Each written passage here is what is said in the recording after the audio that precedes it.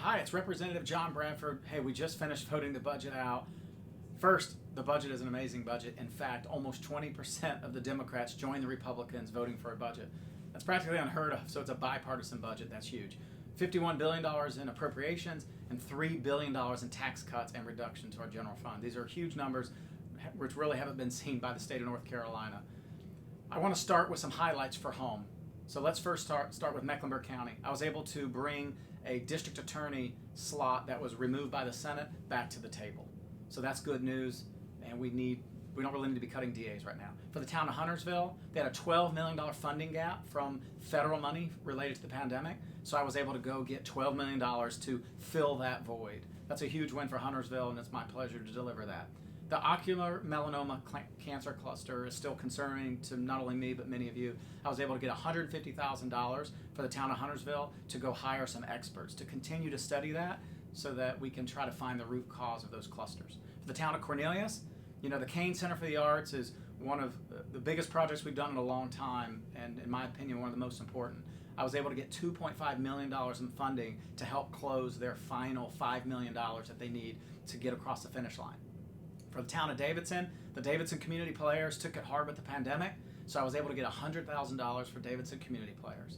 Now at a much higher level, and these are very high level points, I've always supported our teachers and given them consistent raises, and this session is no different. We're giving teacher raises of 5.5% cumulatively across the biennium. We're also increasing paid maternal leave. We're taking school staff and increasing the working wage from $13 an hour and then to $15 an hour.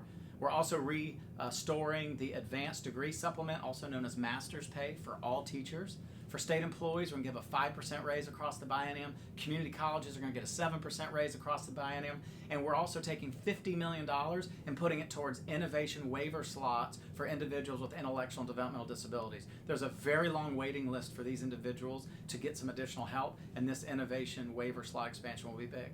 Now, when it comes to tax policy, I'm a senior chairman of the House Finance Committee, so this is something I've been working on, and we have a long history now of conservative principles where we're reducing personal income tax and corporate income tax in our state, and nothing is different about this budget. We're going to be reducing our personal income tax from 5.25 to 4.99% over the next few years. We're going to increase the standard deduction for all North Carolinians. Corporate income tax is going to come from 2.5% down to eventually 1.99%. Franchise tax, we're taking away a disincentive for companies to expand their companies here and buy land and build buildings. We're removing that, and we're focusing only on a net worth calculation for the franchise tax. As it relates to the pandemic, we're conforming to the feds on unemployment taxability on the first $10,200 of unemployment income, where it will be tax-free. And for the PPP, we have $17 billion worth of awarded loans to over 240,000 businesses that protected 2.1 million jobs. And right now, this budget is going to make sure that all that money that went to employees is not going to be taxable by the employer. And then for our veterans, some of the most important folks that we have in our great state, we're going to make sure that your income is going to be tax-free if you live in our state, because we support our veterans, and having the largest Army base in the country, this is very important to the House.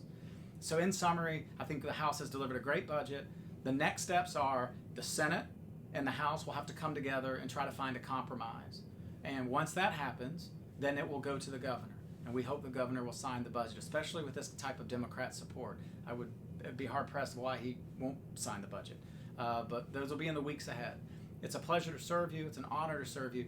I invite you to come see me in Raleigh. I'd love to give you a tour of my office, the chamber, and if the Capitol is open, it's still been closed because of COVID, but if it opens, it'd be my honor to take you. Thank you for listening. If you have any questions, you can just reach out to me at my office, john.bradford@ncleg.gov. Thank you for listening.